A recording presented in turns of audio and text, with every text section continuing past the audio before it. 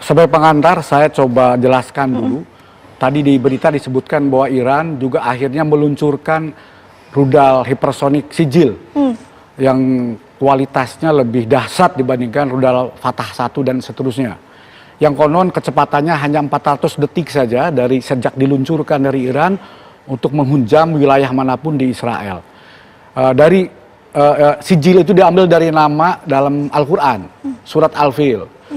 Nama batu diambil dari neraka yang dibawa oleh burung ababil untuk dijatuhkan untuk menghancurkan tentara gajahnya Abraha ketika mereka mau memasuki kota Makkah untuk menghancurkan Ka'bah.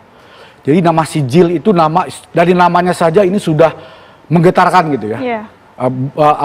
Punya makna mewakili kekuatan dahsyat dari rudal Sijil ini gitu.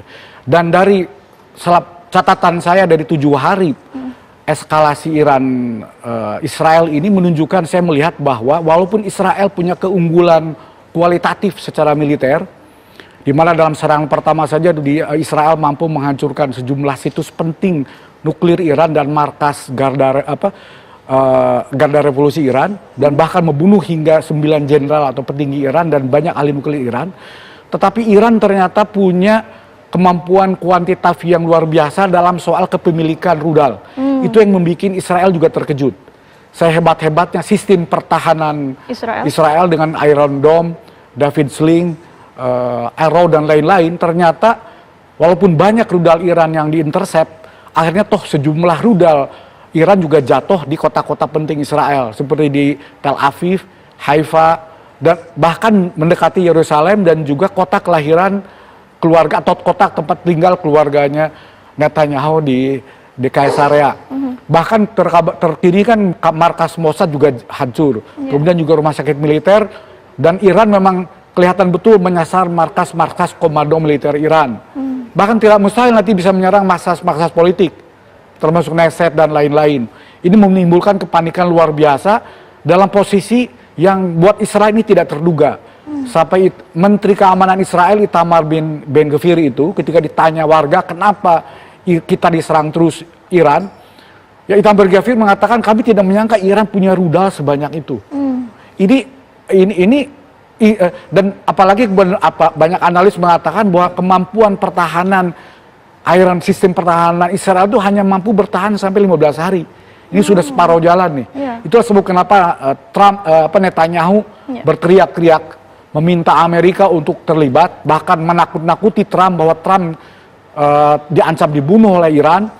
Bahkan Netanyahu sambil mengatakan kalau kami jatuh separuh dunia juga akan ikut jatuh. Nah, masalahnya jika Amerika terprovokasi ikut terlibat, ini yang dikhawatirkan banyak pihak akan memicu eskalasi lebih besar, memicu perang regional, bahkan perang dunia ketiga, bahkan juga perang nuklir. Jika masing-masing patron dari kedua pihak, di pihak Israel maupun Iran ikut terlibat. Itu yang dikhawatirkan sebagaimana tadi sampaikan cuplikan pernyataan Presiden Prabowo. Kang, tapi kita tarik mundur sedikit. Apa sebenarnya alasan utama Iran dengan Israel ini bermusuhan sejak dulu? Apakah ini soal kawasan, soal politik, atau soal agama, Kang? Permusuhan sudah lama. Baik ada unsur politik, unsur agama, unsur hegemoni dan lain-lain. Terutama sejak revolusi Iran tahun 1979. Ketika pendukung Khomeini, masyarakat Iran, bukan hanya Khomeini, menggulingkan rezim diktator Shah Iran Muhammad Reza Pahlavi. Yang dulu yang pada masa itu adalah sekutu Barat dan sekutu Israel. Sejak itu posisi Iran, terutama pasca perang Iran-Irak, menjadi posisi berseberangan secara diametral dengan Israel. Dan sejak itu Iran berusaha untuk mandiri secara militer. Karena dari yang dahulu punya ketergantungan kepada militer Barat, tapi sejak pasca perang Iran-Irak, Iran berusaha secara mandiri untuk membangun kemampuan militernya dengan membangun patron koneksi baru dengan negara-negara rival Barat. Dalam hal ini dengan Uni Soviet, kemudian Rusia, dan sekarang Tiongkok, Korea Utara.